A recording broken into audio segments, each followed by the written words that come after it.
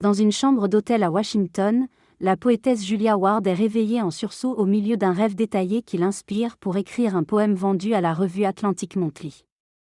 Pendant ce temps, en 1862, la Russie abolit le servage, Les Misérables de Victor Hugo sont publiés, et les États-Unis mettent en place un impôt sur le revenu pour financer la guerre civile. La bataille pour le contrôle des territoires et du Mississippi divise l'Amérique en deux nations, tandis que la guerre progresse avec de nombreuses victimes et des changements de pouvoir dans les villes. Abraham Lincoln déclare que la lutte actuelle n'est pas seulement pour le présent, mais aussi pour l'avenir. Des récits poignants de soldats, des descriptions des hiérarchies militaires et des conditions de vie difficiles à Washington complètent ce tableau de la période historique mouvementée de la guerre civile aux États-Unis. La présidence d'Abraham Lincoln était marquée par les pressions des chercheurs de poste dès le début de son mandat. Les tensions politiques étaient fortes, avec des membres de son gouvernement ambitieux cherchant à prendre sa place.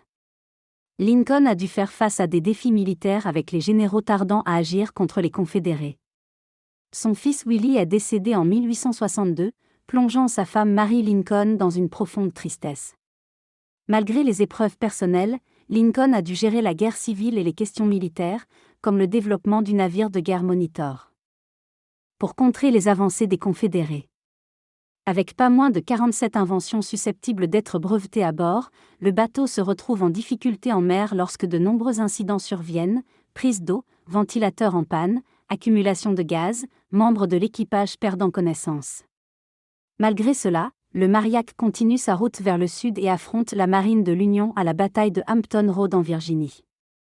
Le premier navire attaqué, le Cumberland, est coulé tandis que le Mariac endommage le Congress avant de forcer le Minnesota à s'échouer.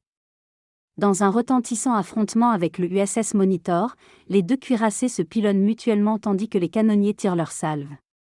Après 4h30 de combats intenses, le Mariac bat en retraite, marquant ainsi la fin de sa carrière. La marine confédérée doit évacuer Norfolk et décide de s'aborder le navire plutôt que de le laisser aux ennemis.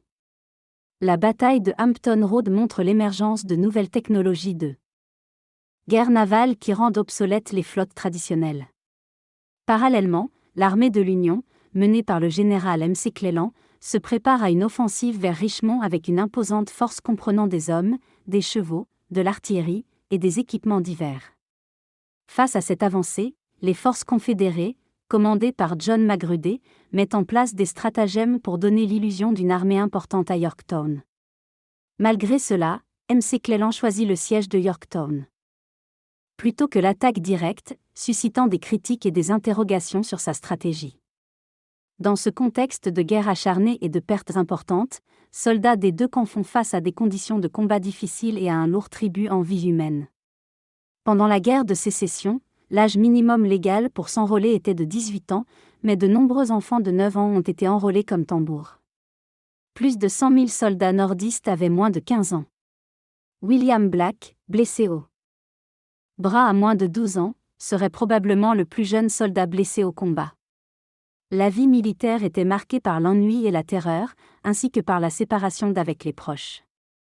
En avril 1862, l'armée du Nord sous le commandement de Grant était stationnée sur les rives du fleuve Tennessee à Pittsburgh Landing, en attente de l'arrivée de l'armée de l'Ohio. Les Confédérés, menés par Albert Johnston, attaquèrent les troupes nordistes, déclenchant une bataille sanglante où des milliers de jeunes recrues nordistes fuient jusqu'au fleuve. La bataille, marquée par des assauts répétés, se solde par la mort du général Johnston. Les Confédérés affirment avoir remporté une victoire totale, mais les forces de l'Union résistent malgré les pertes. Le champ de bataille est jonché de blessés et de cadavres, alors que la pluie commence à tomber. Le général Sherman, revenu de sa dépression, tient bon face à l'adversité. La bataille entre l'armée de l'Union et les Confédérés à CH se solde par 27 000 morts, un des combats les plus sanglants de l'histoire américaine. Les innovations technologiques comme le fusil à canon rayé révolutionnent la guerre. Abraham Lincoln, fasciné par ces avancées, cherche à moderniser l'armée. La guerre de sécession s'intensifie, mettant en avant la question de l'esclavage. Lincoln, tout en défendant avant tout l'unité nationale, engage un débat public sur cette question fondamentale avec Frédéric Douglass. Au cours de la guerre de sécession, l'Union met en place une stratégie navale pour contrôler le Mississippi, coupant ainsi la Confédération. En prenant possession de l'île numéro 10 et Memphis, les forces nordistes avancent sous le commandement de Farragut. Malgré les forts confédérés, ils parviennent à atteindre la Nouvelle-Orléans.